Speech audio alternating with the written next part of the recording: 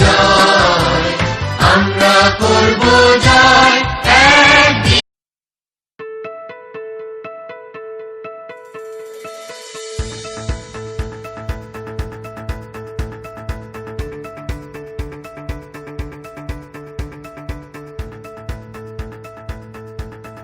Nuclear power plants are thermal power stations which generate electrical energy from heat.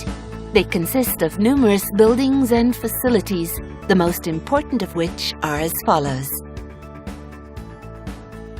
The turbine building houses several turbines as well as the generator necessary for electrical power generation.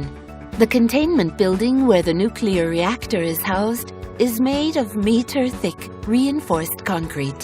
Inside this building, nuclear reactions take place where water is heated up.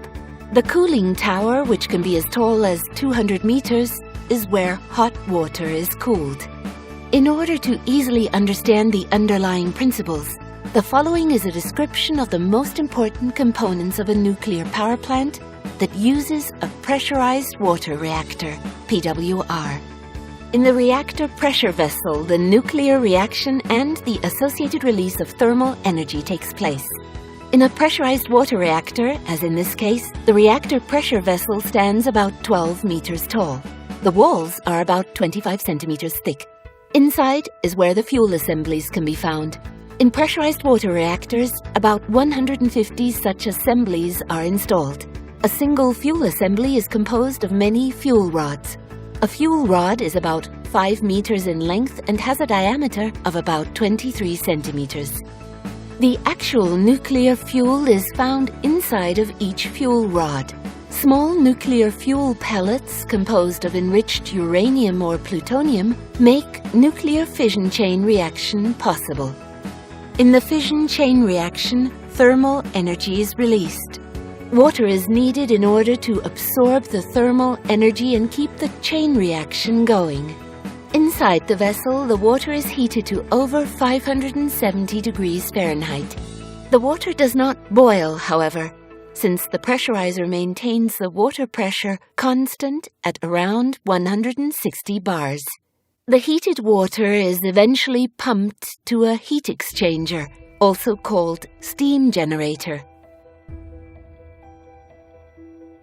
These are typically in the form of a shell and tube heat exchanger.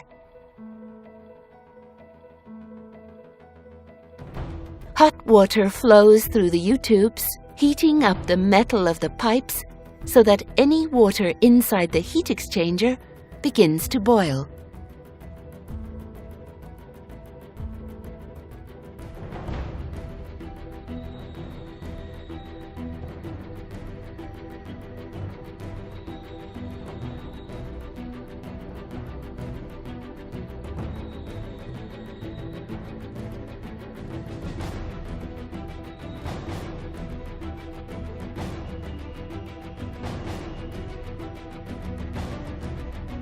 The resulting steam is eventually fed through a set of pipes to the turbine building. The steam first drives a high-pressure turbine and then is typically fed to 2 low-pressure turbines. All of the turbines are connected by a spinning shaft to the electrical generator, which in turn produces AC electricity from the shaft's rotational energy. The steam is converted again into liquid form in a condenser, and then returned back to the steam generator.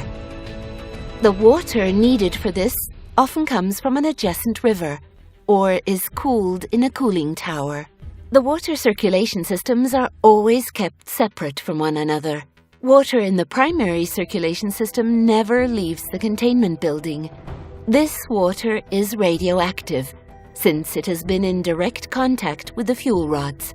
Water in the secondary circulation system is used to drive the turbines and is not radioactive.